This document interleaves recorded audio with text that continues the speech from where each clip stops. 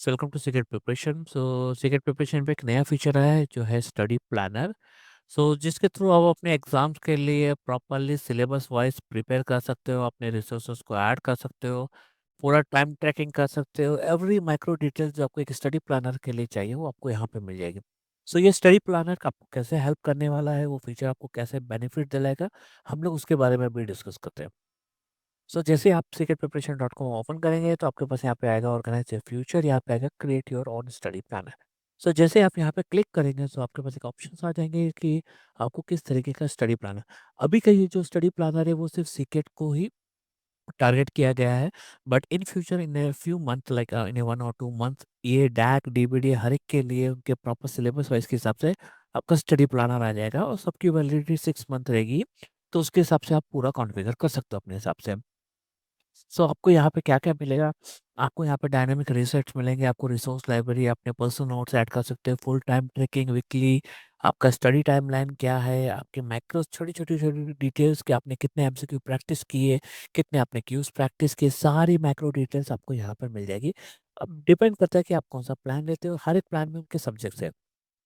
Like अगर आपने section A लिया तो उसके अंदर इंग्लिश आ जाएगा, एप्टीट्यूड आ जाएगा, और रीजनिंग आ जाएगा, वो सारा है। ऐसे सी में सी प्लस प्लस डेटा ए डीबी और सी के अंदर का है तो आपको आ जाएगा माइक्रो प्रोसेसर और डिजिटल इलेक्ट्रॉनिक्स, और एक और सब्जेक्ट है वो आपको मिल जाएगा। उसी तरह से अगर कंबाइन लेते हैं तो ये दोनों सब्जेक्ट का कंबाइन है तो आपको टोटल सब्जेक्ट्स यहाँ पे मिल जाएंगे। मैं अब डायरेक्टली आपको फीचर्स के बारे में बात करता हूँ। तो let me enrol for basics and enrol for pro. मैं सेक्शन ए जो है उसको मैं बेसिक्स के लिए एनरोल कर लेता हूँ। ये जो पेमेंट है ये डमी पेमेंट है, ये अभी हमारा डमी पोर्टल है। तो अगर यहाँ पे जाएँगे, मैं अपनी पेमेंट कंप्लीट कर लेता हूँ, दोनों सेक्शंस के लिए, एक प्रो और एक बेसिक्स के लिए। मैं आपको फुल्ली कंपेयर करके बताऊँगा कि दोनों बीच में कितना डिफरेंस है और कैसे आपको ये बेनिफिट करेगा, कैसे आपका शेड्यूल आप कॉन्फ़िगर कर सकते हो। पर डे के हिसाब से अपना पूरा डिवाइड कर सकते हो। Let me finish.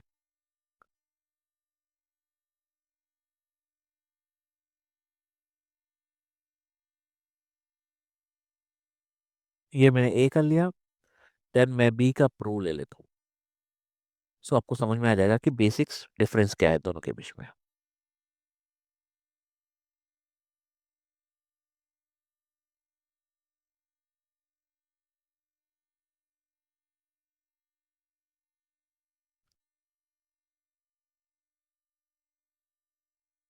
जैसे आप कोई भी सब्सक्रिप्शन ले लेंगे तो आपको यहाँ पर एंट्रीज आ जाएगी 2, और जो सब्सक्रिप्शन के आपके पास एक्टिव है उनकी अवेलेबिलिटी नहीं आएगी, इसलिए यहाँ पे लिखा हुआ अवेलेबल रो टेम्पलेट और एक्टिव है।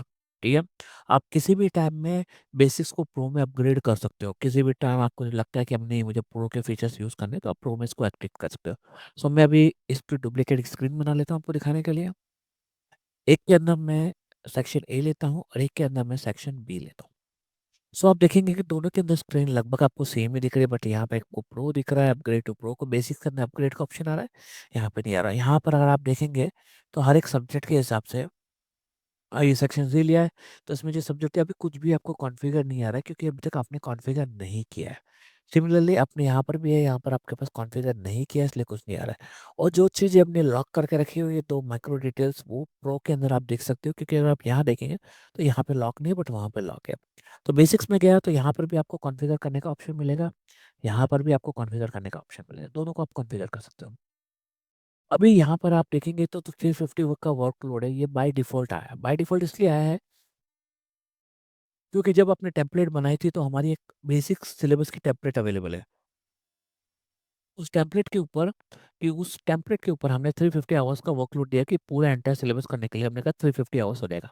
बट आप कितने डेज़ में कवर करने वाले हो, कितने में नहीं करने वाले हो, वो सब आपको यहाँ पर एंट्रीज़ होने के बाद सिमिलर थिंग अगर आप यहाँ पे देखोगे तो यहाँ पर भी आपको मिलेगा। अभी मैं यहाँ आया, मैंने बोला कि मैं इसको चालू करने वाला हूँ 1st ऑफ जैन से, और मैंने टारगेट दे दी कि मैं इसको 90 डेज़ के अंदर मुझे कवर करना है। मैंने कहा दिन के मैं 8 घंटे यहाँ पे पढ़ूँगा। अभी तक आपका वर्कलोड यही है, आपकी कोई टारगेट डेट, कोई एस्टिमेशन डेट आई नहीं है। टारगेट डेट आपने सेट की, एस्टिमेशन आपके डिपेंड करता है। ये जो आवर्स है ये हमारे द्वारा दिए गए कि इसके मिनिमम आवर्स आपको कितने लगेंगे। अगर आपको चेक करना है, आपको अपडेट करना है, आप अपडेट कर सकते हो। अभी जैसे ये बेसिक्स वाला प्लान है, बेसिक्स के अंदर अगर आपने सिलेबस में गए तो आपको यहाँ पे पूरा सिलेबस आ जाएगा। आप यहाँ पे बैक कर सकते हो, 72 आवर्स दिया हुआ है, 30 आवर्स का कॉन्फ़िगरेशन है। तो आप हर एक में जा जाके यहाँ पे चेक कर सकते हो। यहाँ पे आपको टॉपिक्स को ऐड करने का, एडिट करने का, अगर ये यहाँ पे आएगा, अगर आपने इसको एडिट के लिए दिया, लाइक सब्जेक्ट को 2 दिया, सेव किया, ये टॉपिक सिर्फ अवेलेबल है प्रो यूजर्स के लिए। सेम थिंग अगर मैं यहाँ पे जाता हूँ, सब्जेक्ट्स के अंदर सिलेबस में जाता हूँ, यहाँ जाता हूँ, अगर मैं एडिट करता हूँ किसी भी सिलेबस के अंदर, अगर कुछ एडिट करता हूँ तो मेरा वो एडिट हो जाएगा और यहाँ पर आएगा schedule not publish. That means ये सिलेबस जो आपने मॉडिफाइड किया है वो अभी तक पब्लिश नहीं हुआ है, इसके लिए आपको रिसेट करना अनिवार्य होगा। जैसे आप रिसेट करेंगे जो लेटेस्ट सिलेबस आपने किया होगा, और यहाँ पर आप अपने हिसाब से जितने भी टॉपिक्स है वो ऐड कर सकते हैं। लाइक ये एक शेड्यूलिंग टॉपिक है, मैं इसमें यहाँ पे टेस्ट टॉपिक डाल देता हूँ, टेस्ट सब टॉपिक 1 डाल देता हूँ यहाँ पर एक बार के लिए टेस्टिंग के लिए आपके। तो मैं क्या कर रहा हूँ, अपना एक टॉपिक क्रिएट कर रहा हूँ, मतलब इस टॉपिक के अंदर मेरे हिसाब से मैं सब टॉपिक्स को मैं ये कह रहा हूँ कि ये सब टॉपिक्स मैं 2 घंटे में कर दूंगा। और डिस्प्ले ऑर्डर मतलब आपको सॉर्टिंग ऑर्डर है, मैंने कह रहा हूँ 6 पे होना चाहिए, ये होना चाहिए, और इसके 2 घंटे जैसे आपने किया वो टॉपिक्स यहाँ पे ऐड हो जाएगा। उसी तरीके से अगर आपको कुछ टॉपिक है जो आपको नहीं चाहिए, जैसे मैंने ये डाला है, इसको हटा देता हूँ, तो आपको यहाँ पे टाइप करना पड़ेगा कन्फर्म, क्योंकि बाई चांस हम लोग नहीं चाहते कि कुछ डिलीट हो जाए, तो आपको यहाँ पे सिर्फ कन्फर्म टाइप करना है और यस करोगे तो वो टॉपिक हट जाएगा। अब जैसे मैंने यहाँ पे 2 घंटा दिया था, बट मैं कहता हूँ कि नहीं, मैं इसको लगभग 6 घंटा यूज़ करूँगा, तो सेव करूँ। तो आप यहाँ देखो, पहले इसका जो 72 आवर्स था यहाँ पे दिया था, सब कुछ अपडेट हो जाता आपका, ठीक है, 48 आवर्स हो गया। मैं एक और सब्जेक्ट ऐड कर लेता हूँ, टॉपिक एस 1 करके ऐड कर लेता हूँ। मैं इसको कहता हूँ कि मैं इसको 10 घंटा पढ़ूंगा, ये मैं 10 पोजीशन पे आएगा, मैंने क्रिएट किया, यहाँ आया 58 आवर्स का सोल्यूशन। ऐसा नहीं है कि आप खाली सब टॉपिक क्रिएट कर सकते हो, आप टॉपिक लेवल भी क्रिएट कर सकते हो। आपने कहा मुझे एक टॉपिक क्रिएट करना है कि मुझे लगता है कि ये टॉपिक भी और होना चाहिए था, मैं इसका डिस्प्ले ऑर्डर डाल देता हूँ 120 जो आपको डालना है। अब देखेंगे तो यहाँ पे आ गया। तो अगेन सेम थिंग, आपने जब उसके अंदर जाओगे सब टॉपिक आप ऐड कर सकते हो। लाइक मैं ऐड कर देता हूँ 1 है, मिनिमम 3 कैरेक्टर चाहिए, तो टॉपिक 1 कर देता हूँ, इसमें 1 कर देता हूँ, डिस्प्ले ऑर्डर 1 रखता हूँ, साथ साथ मैं एक और टॉपिक क्रिएट करता हूँ। मैं कहता हूँ कि नहीं, ये जो अगला जो मेरा जो टॉपिक होने वाला है कि मैंने स्टडी कर लिया, मुझे प्रैक्टिस एमसीक्यू करना है, तो मैंने यहाँ रख दिया टॉपिक 1, 50 एमसीक्यू मैं इसके अंदर प्रैक्टिस करूंगा, 50 एमसीक्यू मैं यहाँ डाल दूंगा। अलोकेटेड टाइम में 5 आवर्स, इसका डिस्प्ले ऑर्डर 10 कर देता हूँ, क्रिएट कर देता हूँ। तो देखिए, आपने 2 चीज़ें बना ली, आपका सारा यहाँ पे आवर्स अपडेटेड हो रहा है। तो ये जो फीचर्स है, ये प्रो का फीचर्स है, आपको यहाँ पर नहीं मिलेगा। आप डिलीट भी करने चाहेंगे, अगर आपने कंफर्म भी कर दिया तो ये आपको स्टिक कर देगा। ये जो डिलीट करने का है वो सिर्फ प्रो यूजर्स के, बट आपको विजिबल है क्योंकि एनी टाइम आप अपग्रेड कर सकते हो, आप यहाँ पे चाहिए। तो ये तो हो गया आपका पूरा सिलेबस। तो आप अपने हिसाब से प्रो वर्जन के अंदर पूरे सिलेबस को री-आर्किटेक्ट कर सकते हो, रीडिज़ाइन कर सकते हो इसके अंदर, ठीक है? और बेसिक्स में ये एक लिमिटेशन है, तो एक ये चीज़ हो गई। अब मैं बैक टू कॉन्फ़िगरेशन जाता हूँ। अगर आप देखेंगे तो यहाँ पे सिर्फ 64 आवर्स हो गए, जो आपने लेटेस्ट कॉन्फ़िगरेशन किया उसके हिसाब से हो गया। हमने 64 आवर्स दिया, टोटल रिक्वायरमेंट 44 आवर आ रहा है। अब ये क्या हुआ, नया है और ये है पुराने के हिसाब से, अनपब्लिश के हिसाब से। बट आप कह रहे हो कि नहीं, मुझे डिजिटल में मुझे 80 आवर्स का लगेगा, तो आप अपने हिसाब से मॉडिफाइड करिए। मैं आर्किटेक्ट के लिए 90 आवर्स दूंगा, बट माइक्रो प्रोसेसर में 40 आवर्स में फिनिश कर लूंगा। तो जैसे अपने आवर्स एंड के यहाँ पे आपका 210 का वर्कलोड आ गया कि टोटल आवर्स है, अभी तक आपका वेलोसिटी आपका डे के हिसाब से आया नहीं है। सेम चीज़ आप यहाँ पर भी कर सकते हो, अगर आप बेसिक्स में जाते हो तो यहाँ पर भी सेम है, जैसे ये 72 50 ये आ रहा है, अगर यहाँ पे 72 की जगह आप 80 कर देंगे तो आपको ये चेंजेस हो जाएंगे, ठीक है? सेम चीज़ आपको प्रो में भी है, सेम चीज़ आपको बेसिक्स में भी। यहाँ पर आपको ये सब चीज़ें दिख रही है, यहाँ पर ये चीज़ें, तो यहाँ रेस्ट्रिक्शंस नहीं था, बट सिलेबस पे रेस्ट्रिक्शंस है। अगर मैं यहाँ बैक जाता हूँ, मेरा ये जो प्रो, मैं कहता हूँ कि मैं इसको सारे दिन पढ़ूँगा, सारे दिन पढ़ूँगा, सारे दिन पढ़ूँगा, सारे दिन पढ़ूँगा। तो 4 सब्जेक्ट को मैंने सारे-सारे दिन पढ़ूँगा। तो अगर मैं बात करूँ तो मेरे यहाँ पे 4 ही सब्जेक्ट थे, इसलिए 8 आवर्स एलोकेट हो गया। बट मैं चाहता हूँ कि नहीं, मैं संडे को इंग्लिश नहीं पढ़ना चाहता हूँ, मैं कंप्यूटर फंडामेंटल नहीं पढ़ना चाहता हूँ, बट मैं क्वांटिटेटिव एप्टीट्यूड को 4 घंटे दूँगा और मैं संडे को इसको मैं यहाँ पे 3 घंटे दूँगा। तो आप यहाँ देखेंगे तो 8 आवर्स में से आपने फ़िल किया 7 आवर्स की स्टडी। तो आपके पास कहीं न कहीं गैप रहेगा 1 आवर्स का, जो आप इन फ्यूचर कहीं न कहीं आपने यूटिलाइज़ करने के लिए रखा होगा। उसी तरीके से मेरे ऊपर है कि मैं अब ये यहाँ पर पढ़ा, तो मैं कहता हूँ कि इनको 2 को यहाँ नहीं पढ़ूँगा, इनको पढ़ूँगा, मैं इनको नहीं पढ़ूँगा। आप अपने हिसाब से पूरा जैसे चाहे आपको कॉन्फ़िगर करना है। ये सब कुछ जो आपकी एवरेज वेलोसिटी, मतलब आपने जो डेज़ सेलेक्ट की है कि आप पर डे कितना एक एवरेजली कर रहे हैं। अगर इस हिसाब से अगर आप सिलेबस कंप्लीट करने गए तो आपका 65 डेज़ में कंप्लीट हो जाएगा। ये एक टारगेटेड डेट है। मैंने यहाँ पे लिया है 30 मार्च तक है, बट मेरे इसके हिसाब से मैं 5 मार्च को ही खत्म कर दूँगा। क्योंकि मैंने आवर्स भी कम डाले। अगर यहाँ पे जैसे आपने आवर्स 4 कर दिए, तो आपने डेली की लिमिट एग्जिट कर दी है 8 आवर्स की, बट आप चाहते हैं कि नहीं मैं तो 10 घंटा इस दिन पढ़ने वाला हूँ, तो यहाँ पे 10 सेट कर देंगे तो वो 10 उसको हो जाएगा। बट एक मैक्सिमम लिमिट हम लोग जो सेट करते हैं वो 8 की होती है, जिसके हिसाब से अपना अब 8 सेट किया तो आप देखेंगे ट्यूसडे ट्यूसडे को अगर मैं यहाँ आया तो भैया बहुत ज़्यादा हो गया है, तो मैं क्या करता हूँ 1 आवर्स हटा देता हूँ तो मेरा हो गया। तो यहाँ पे इतनी सी बेसिक चीज़ उसको आपको कॉन्फ़िगर करना है, जैसे आपने कॉन्फ़िगर कर दिया और जैसा आपने सिलेबस मॉडिफाइड किया उसके हिसाब से ये पब्लिश हो जाएगा। मैं इसको पब्लिश कर देता हूँ, तो मेरा सेक्शन ए का पब्लिश हो चुका है, पब्लिश होने के बाद भी ये मैक्रो डिटेल्स आपको विज़िबल नहीं है क्योंकि ये बेसिक्स प्लान था। सिमिलरली मैं यहाँ पे कहता हूँ सब दिन पढ़ूँगा, 6 घंटे का टारगेट रखा, 8 में से 6 दिन रख रहा हूँ, मेरा टारगेट ये था 3 महीने का ही था और मैं इसको अब पब्लिश कर रहा हूँ। अब जैसे मैंने पब्लिश किया, आपके पास यहाँ पर सब माइक्रो डिटेल्स अवेलेबल है, अगर मैं यहाँ आ जाऊँ तो ये सब लॉक है, बट यहाँ पर आपको ये सारी चीज़ें आपको दिखेगी एवरेज रो, क्योंकि एक बार कॉन्फ़िगर हो गया तो आपको रिकॉन्फ़िगर करने की बार-बार ज़रूरत नहीं है और आप यहाँ पे चेक भी कर सकते हो कि आपने एक बार इस पूरे को कॉन्फ़िगर कर चुके हो। तो आपका टाइम 1 है, रीसेट आपका एक बार हो चुका है, पर 4 और आपके पास रिमेनिंग है। अगर आप यहाँ देखेंगे, अब मेरे पास यहाँ पे सब्जेक्ट लेवल्स आ गए कि सब्जेक्ट जो आपने वहाँ किया था तो 90 आवर्स मेरे को रिक्वायर्ड है। कितने घंटे मैंने इस पे दे दिए, कितने एमसीक्यू प्रैक्टिस किए, कितने मैंने क्विज़ेस अटेम्प्ट किए, मैं कितनी देर इस पे प्रयोग कर रहा हूँ, वीकली मैं कितना घंटा दे रहा हूँ। यहाँ पे मैंने सारे आवर्स को सेलेक्ट किया था इसलिए सारे आ गए। इधर जो मैंने सेलेक्ट किया था बस नहीं आया, ये हम यहाँ पे दिखा रहे हैं, बट आपको बेसिक माइक्रो डिटेल्स अवेलेबल नहीं होगी। ये लॉन्ग टर्म में आपको काम आती है। आपका आज के दिन चालू होता है, 4% एक्सेलेरेट हो चुका है, यहाँ से 30 तारीख से मैं चालू कर रहा हूँ, तो उसके जितने घंटे आपके निकल चुके हैं, उसके हिसाब से कैलकुलेट करता है। अभी तक आपने एस्टिमेशन आई है जो 5 मार्च को खत्म हो रहा है, आपका सिलेबस ऑन ट्रैक है। अभी अगर मैंने इस पे क्लिक किया, बेसिक्स के अंदर आपको क्लिकेबल अलाउड है, आपको कुछ अंदर जाना मतलब आप सिलेबस के अंदर चले गए। अब इस सिलेबस के अंदर आपको क्या-क्या फीचर्स बेसिक में मिल रहे हैं और क्या-क्या फीचर्स प्रो में मिलेंगे, मैं आपको बता देता हूँ। तो वीकली का आपका 10 आवर्स का है एस्टिमेशन, जो आपके 5 सर्विस आपका 74 आवर्स का हमने एस्टिमेट किया। ये जो सारा टाइमिंग है ये आपके कॉन्फ़िगरेशन के थ्रू आ रहा है। अगर आप इसको 100 आवर्स करेंगे तो आपको 100 आएगा, आपको 200 करेंगे तो 200 आएगा उसके हिसाब से। तो सेम चीज़ यहाँ पे अगर मैं आर्किटेक्चर में आता हूँ तो यहाँ पे 90 आया। अब फीचर्स क्या है? अभी यहाँ आया, मैं बेसिक्स को ओपन किया। यहाँ पर भी मैंने इसके बेसिक्स को ओपन किया।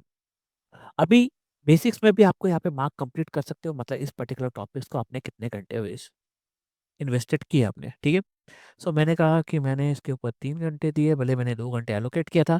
अब इस टॉपिक को करने के बाद आपका कॉन्फिडेंस लेवल क्या है, आप ये भी ऐड कर सकते हो कि हाँ, मेरा कॉन्फिडेंस 4 का है, मैंने ऐड कर दिया। जैसे आपने ऐड किया तो यहाँ पे ये रेड आ गया, क्यों? क्योंकि आपका एलोकेटेड से आपका स्पेंड आवर ज़्यादा है और ये आपका कंप्लीट हो जाएगा। यहाँ पर आप पर्सनल नोट नहीं ऐड कर सकते हो, ये आपका बेसिक्स के अंदर। बट सेम थिंग आपके पास यहाँ पर अवेलेबल है, आप अपना पर्सनल नोट ऐड कर सकते हो, आप यहाँ पे चाहो कुछ भी सेव करके रखिए। आपको ये आपका टॉपिक लेवल है। सब टॉपिक लेवल है sir, not a topic level. जैसे आपने सेव किया तो इस ये अगेंस्ट में सेव हुआ है। अगर मैं यहाँ पे गया तो आपको ये वापस मिल जाएगा। उसी तरीके से अगर मैं नीचे वाला टॉपिक लेता हूँ, इस पे भी एक पर्सनल नोट बना लेता हूँ, टेस्ट करके। सेव कर दिया, तो ये मेरा आ गया। तो अगर मैं यहाँ देखूँगा टेस्ट हो जाएगा और ऐसा ही नहीं है कि आप खाली ऐसे कर सकते हो कि कोई फॉर्मेटिंग नहीं हो सकती, कुछ हो नहीं सकता। तो मैं आपको एक फॉर्मेटिंग वाला डाल देता हूँ। मैं यहाँ पे क्या करता हूँ, मेरा कहीं से मैंने चैटजीपीटी से निकाला और खुद डाली, तो यहाँ पे आपको फॉर्मेटिंग होके भी पेस्ट होगा। मैं सेव कर दूँगा तो सेव हो जाएगा। अगर मैं यहाँ जाऊँगा तो ये मेरा पर्सनल वाला था, बेसिक्स वाला, और यहाँ पे जाऊँगा जो मैंने फॉर्मेटेड किया था फॉर्मेटेड वाला। तो ये हो गया आपका पर्सनल जर्नल पर टॉपिक के हिसाब से। उसी तरीके से वो यहाँ पर नहीं है, आपको चाहिए वो प्रो के अंदर है।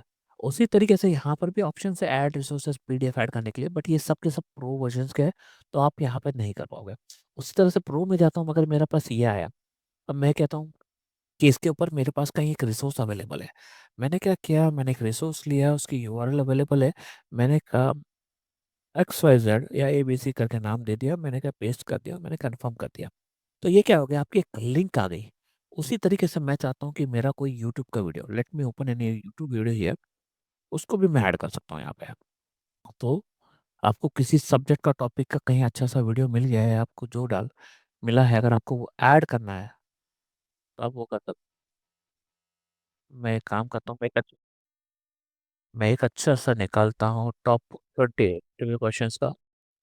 सो मेरा ये आया, एक वीडियो उठाया, मैं यहाँ कहता हूँ वीडियो आपको नेम देना है कि ये मेरा क्या था, मैंने पेस्ट किया, ये है मेरा ओप्स इंटरव्यू। आपने ये ऐड कर दिया, कंफर्म किया, तो आपने एक ये ऐड कर दिया। उसी तरीके से आप यहाँ पे पीडीएफ इमेजेस भी ऐड कर सकते हो। यहाँ के आप एट ए टाइम में आपके पास 5 की लिमिट है, तो मैं यहाँ पे 2-3 ऐड कर लेता हूँ। सो देखिए, अपलोडेड किसी एक फाइल की जो है वो बड़ी थी, तो वो यहाँ से हट गई, तो आपके पास ऑप्शन आ गया नहीं कि आप यहाँ से चूज़ कर सकते हो। तो ये 39 अलाउड नहीं है, 39 अलाउड नहीं है, 5 2 MB अलाउड है, आप टू 10 MB की फाइल। तो मैं यहाँ पे 2 पीडीएफ ले लेता हूँ। तो जैसे मैंने पीडीएफ है कि दोनों ऐड हो, तो ये आपका सब टॉपिक लेवल पे अपने ओर से आपके कुछ रिसोर्सेस मैनेज करने, तो ये आपको पूरी तरह से रिसोर्सेस है। तो यहाँ पे जाए मैं एक इमेज भी ऐड कर लेता हूँ, जो एक और ऑप्शन है यहाँ पे। यही सारी चीज़ें बेसिक्स में अवेलेबल नहीं है। अगर आप मुझे देखना है ये लिंक क्या था, जब आप इस लिंक पे क्लिक करेंगे तो वो लिंक खुल जाएगा इंटरनल एप्लीकेशन की तरह। तो एनी टाइम अब आपको कहीं पर भी एक्सेल शीट या उसमें अलग-अलग बनाने की ज़रूरत नहीं है। आप उसी तरह से जो मैंने यूट्यूब डाला था तो वो एक्टिवेट हो गया, यहाँ पे ये ओपन हो जाएगा इस तरीके से, ठीक है? उसी तरह से मेरे पास पीडीएफ थी, मेरे पास पीडीएफ जो ऐड करी थी वो भी मेरे पास यहाँ पे ओपन हो जाएगी, ठीक है? उसी तरह से मैंने इमेज डाली थी तो इमेज भी ओपन है। मतलब कि आप अपने इस पर्टिकुलर टॉपिक से सब टॉपिक लेवल पे कुछ भी ऐड कर सकते हो, तो मतलब एक फुल्ली तरीके से अपना ऑर्गेनाइज़ कर सकते हो सिलेबस को। ये सारी चीज़ हो गई, यहाँ पे अगर मैंने मार्क कंप्लीट किया, मैंने कहा मैंने इस पे 1 आवर एक्टिवेट किया था और मैं इस पे फुल कॉन्फिडेंस लेवल के ऊपर हूँ, तो ग्रीन किया क्योंकि आप हो। मैंने इसको भी कर दिया, मैंने कहा 2 आवर्स में कंप्लीट किया और मैंने 50 एमसीक्यू प्रैक्टिस की और मेरा कॉन्फिडेंस लेवल बहुत अच्छा है इसके ऊपर। नाउ मैंने यहाँ पे गया, मैंने कितने आवर्स स्पेंड किए क्यूज़ के ऊपर, मैंने कहा मैंने 1 आवर स्पेंड कर दिया और मैंने लगभग 5 क्विज़ेस अटेम्प्ट किए और इन 5 क्विज़ेस से मेरा कॉन्फिडेंस लेवल बूस्ट बूस्ट हो चुका है। तो लगभग आप देखेंगे तो ओवरऑल प्रोग्रेस आपने 14% कंप्लीट कर ली है। आफ्टर 21 सब टॉपिक आपने 3 कंप्लीट किए, 18 साल पेंडिंग है। सो सारी माइक्रो डिटेल्स आपके पास अवेलेबल है। आपको मैनुअली कैलकुलेट करने की आप कहीं पर भी जब अब जब मैंने इसको बैक किया, बैक टू कॉन्फ़िगरेशन की तरफ जाऊँगा, तो यहाँ पर जब आया, ये मेरा प्रो वर्ज़न था, अगर आप यहाँ देखेंगे, तो यहाँ पे ये ओवरऑल आपका आगे बढ़ा है, 3 64 और 64 टोटल ऑफ तो है। आपने जो आवर्स यहाँ पे सेलेक्ट किए थे, वो सब आ रहे हैं। यहाँ पर भी आपको 90 आवर्स में से आपने 4 आवर्स स्पेंड के लिए दिए। आपने 50 एमसीक्यूज़ मैंने वहाँ डाले थे। तो मतलब अब तो आपको यहाँ पर पूरी डिटेल देगी, आपने इस पर्टिकुलर सब्जेक्ट के लिए कितने एमसीक्यू प्रैक्टिस कर लिए, कितने क्विज़ेज़ प्रैक्टिस कर लिए, एवरी माइक्रो डिटेल्स यहाँ पर अवेलेबल है। सेम थिंग यहाँ पर भी है, यहाँ पर जैसे मैंने डाला था, बस मैं यहाँ पे करता हूँ, 2 आवर्स के अंदर मैंने यहाँ पर 50 एमए किया था। तो ये हम लोग आपसे एंट्रीज़ इसलिए लेते हैं क्योंकि आप कभी भी प्रो में जाते हो तो आपके पास बैकअप पुराना डेटा होना चाहिए। तो मैंने किया, मैंने यहाँ पे 5 घंटे मैंने इस पे इन्वेस्ट कर दिया। बैक आया, मैंने 5 घंटे इन्वेस्ट किया, 8 घंटे का दिया था मैंने जो शेड्यूल किया था। बट आपको बेसिक्स के अंदर की डिटेल्स यहाँ पर नहीं मिलेगी। अब ये आपकी चॉइस है कि आप इसको रखना चाहते हो, नहीं रखना चाहते हो, कैसे वाला। अब इसी चीज़ है, अभी मैंने ये प्लानर बनाया था, अब ये हो गया, तो यहाँ पर आप देखोगे तो यहाँ से लेके यहाँ तक का कॉन्सेप्ट ऑफ प्रोग्रामिंग के है यहाँ पे सारे। तो ये मेरा बेसिक प्लान था। अगर मैं प्रो में जाता हूँ, तो अगर आप देखो मैं कंप्यूटर आर्किटेक्ट पे गया तो बेसिक से लेकर रैंडम क्वेश्चन तक मैंने यहाँ पे दे रखा हुआ है। बट अब मेरा एक बार रीसेट कर चुका, बट अभी मेरे को क्या हुआ कि मेरे को जो सिलेबस है मुझे उसको चेंज करवाना है, वो मुझे पसंद है। आप रीसेट पे प्लानर पे जा सकते हो। आपने जो पहले सेटिंग सेलेक्ट की थी वो सब आ जाएगी। मैं डिजिटल इलेक्ट्रॉनिक्स में चले जाता हूँ। मैंने यहाँ पे 120 का टॉपिक ऐड किया था। मैं इसमें एक इसकी जगह मैं यहाँ पे ये ले लेता हूँ माइक्रो प्रोसेसर, आपको समझ में आया। तो एक रैंडम टॉपिक इसका लिया था। मैं यहाँ पे करता हूँ एक टॉपिक ऐड करता हूँ, जिसको मैं दे देता हूँ न्यू टॉपिक में। मैं आपको दिखाता हूँ कि किस तरीके से काम है। डिस्प्ले ऑर्डर मेरा 11 है, यहाँ पे मैंने दे दिया। इस टॉपिक के अंदर मैं एक नया सब टॉपिक ऐड कर लेता हूँ। सब टॉपिक सो मैंने दे दिया, इसको एलोकेट 1 आवर किया है, डिस्प्ले और ये दे दिया है। अभी आप देखोगे ये सब अनपब्लिश है, मतलब अगर मैंने ऐड कर दिया, अगर मैं बैक भी जाता हूँ और अगर मैंने यहाँ पे देखा, मेरे पास माइक्रो प्रोसेसर में ऐड किया था, तो आपको न्यू टॉपिक यहाँ दिख रहा है, बट ये अनपब्लिश है, अभी तक पब्लिश नहीं हुआ है।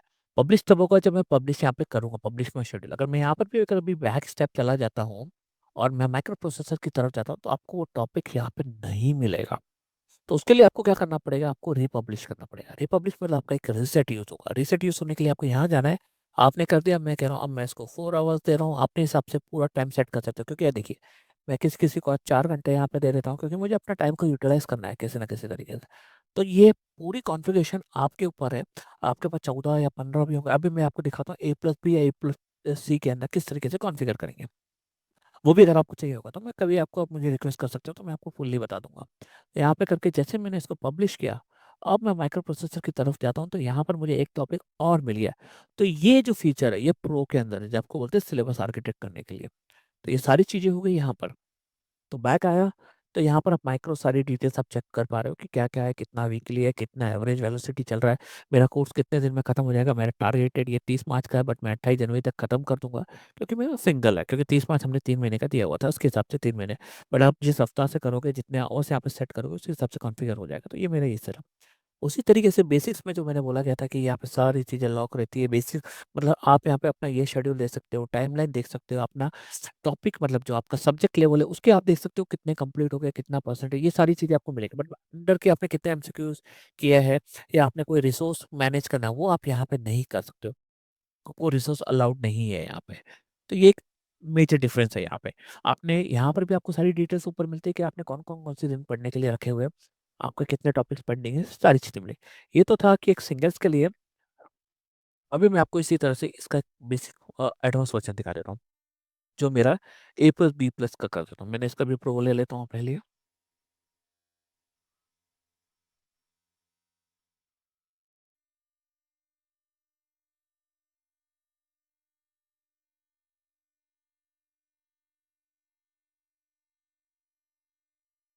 तो जैसे ही मैंने ए प्लस बी का लिया, तो मेरे लिए दोनों सब्जेक्ट इनेबल हो जाएँगे एक ही साथ में।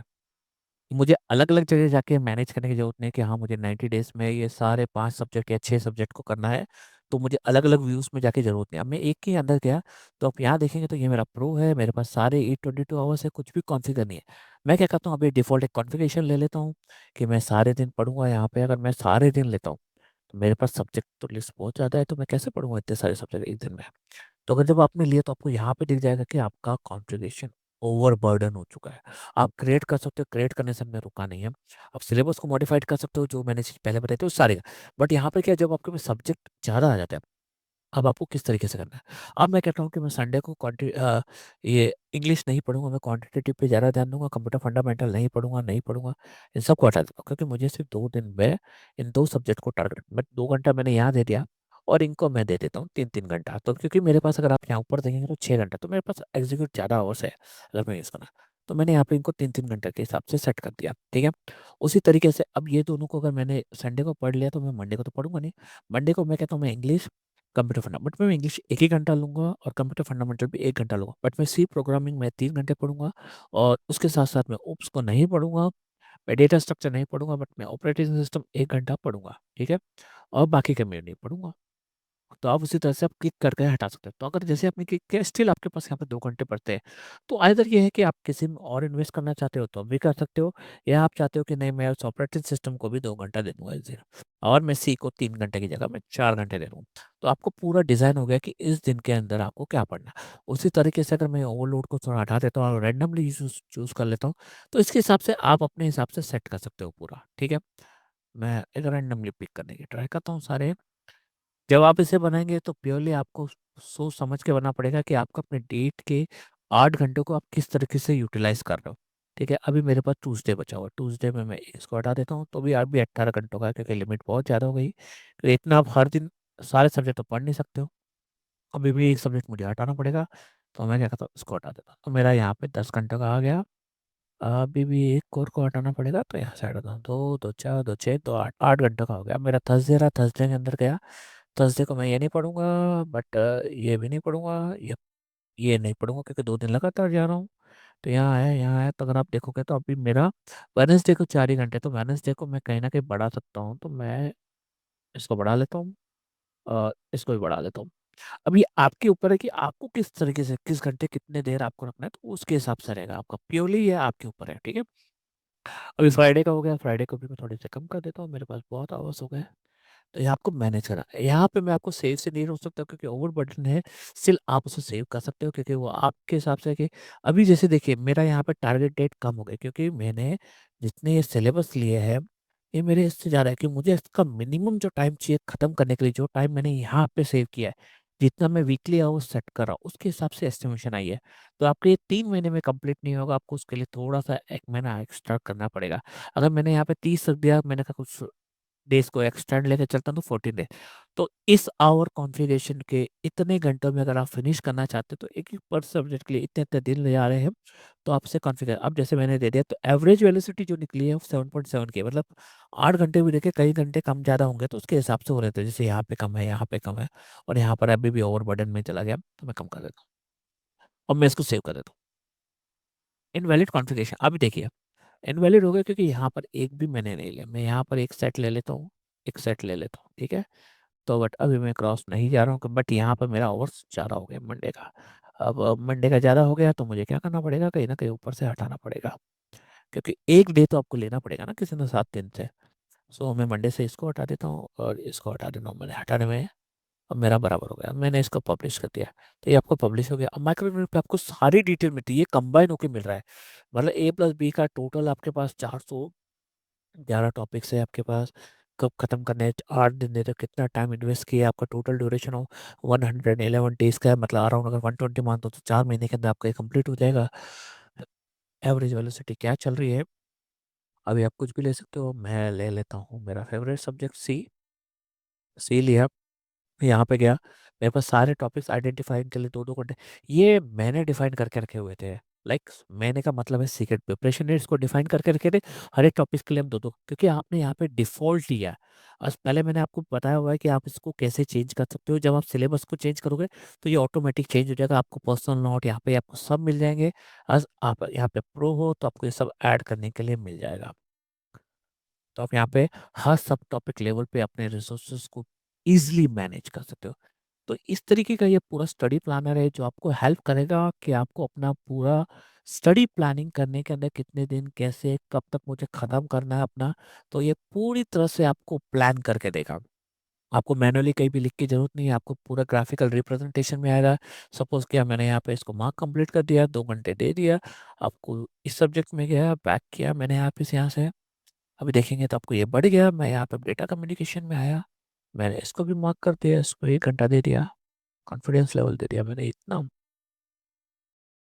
यहाँ पे मैंने 2 आवर्स दिए, मैंने यहाँ पे 22 एमसीक्यूज़ किए, इसके बाद मेरा कॉन्फिडेंस लेवल बढ़ा हो गया। ये लिए अब मैं बैक कर लेता हूँ। तो आपको हर एक जगह के माइक्रो डिटेल्स आपको मिलती जाएगी कि क्या चल रहा है आपको, ठीक है? ये सारी डिटेल्स आपको मिल जाएगी, यही आपका ओवरऑल स्टडी प्लानर है। इसके बाद भी अगर आपको इन फ्यूचर अगर आपको लगता है कि इस स्टडी प्लानर में अगर कुछ होने पे आपको इम्प्रूवमेंट मिल सकती है, आप हमें बता सकते हैं, एज़ एक न्यू फीचर हम इंट्रोड्यूस कर सकते हैं एग्जिस्टिंग के अंदर, तो हम करेंगे इस चीज़ में। अगर वो आपको बेनिफिट करेगी तो डेफ़िनेटली हम उसे इंट्रोड्यूस करेंगे ही करेंगे। ठीक है गाइज़? तो ये ओवरऑल स्टडी प्लानर है आपको कि आपको कैसे यूज़ करना है यहाँ पे जाके। इसके रिगार्डिंग आपको कोई भी डाउट्स आते हैं तो आप हमारे कस्टमर जो भी नंबर है उस पे कॉन्टैक्ट करके, मैसेज करके इस पे आप पूछ के रख सकते हो। ठीक है? Thank you guys.